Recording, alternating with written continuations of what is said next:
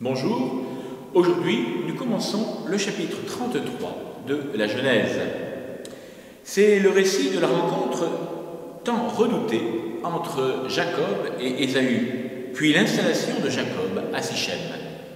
Au verset 1, Jacob lève les yeux comme Abraham lorsqu'il voit les 3 hommes approcher de sa tente.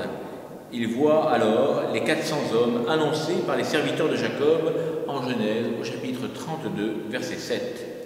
Au verset 2, Jacob place les gens qui lui sont chers à l'arrière, à la place la moins exposée.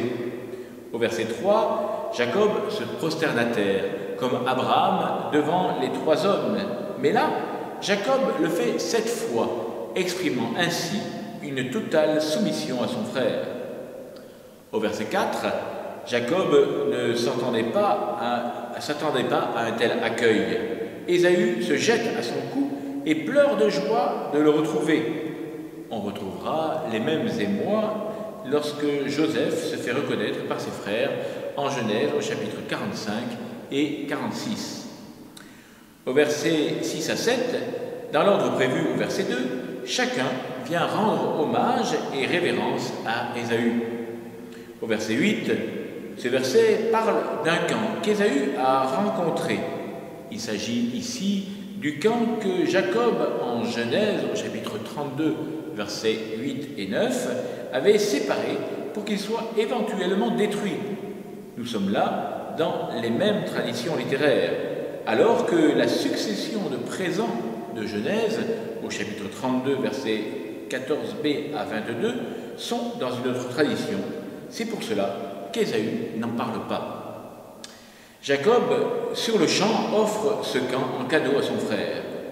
Les termes « pour trouver grâce à tes yeux, mon Seigneur » tout au long de l'entretien montrent la soumission de Jacob, mais aussi le début d'une ruse pour échapper à son frère dont il a toujours peur.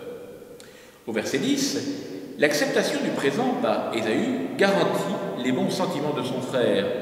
Envers Jacob continue ensuite de flatter son frère.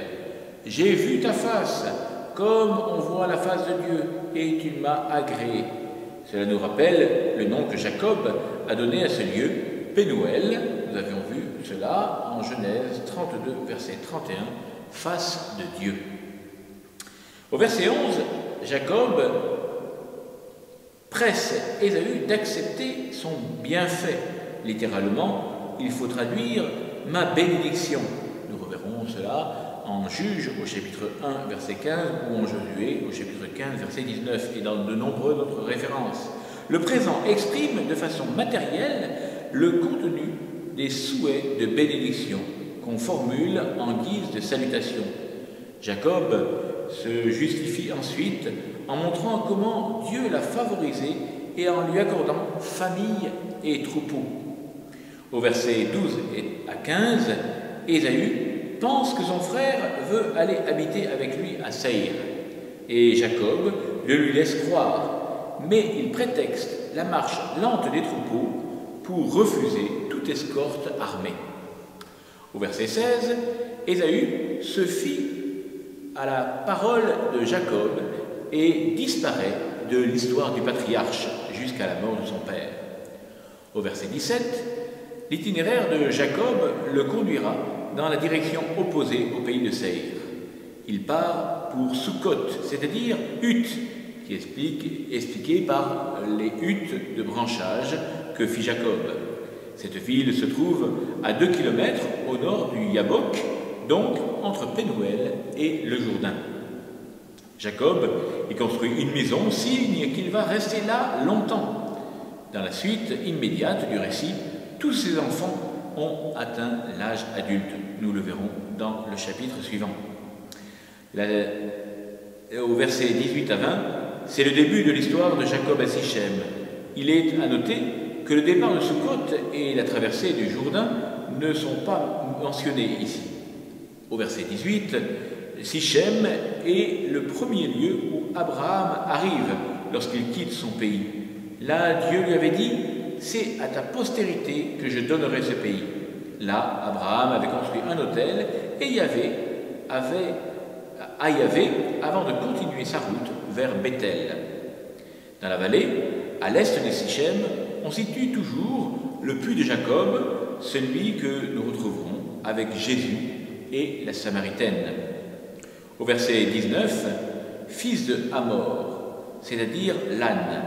Le clan qui habite Sichem, Hamor, est ici le père de Sichem, qui donne son nom à la ville.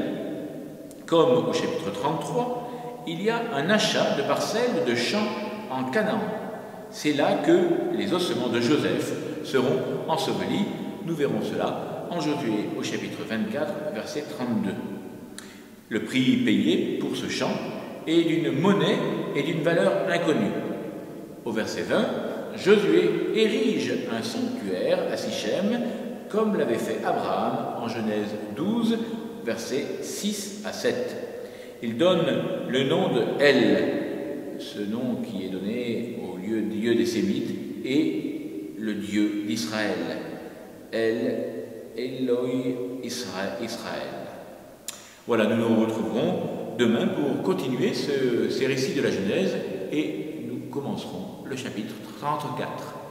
Bonne journée à vous tous, restons bien unis dans la prière.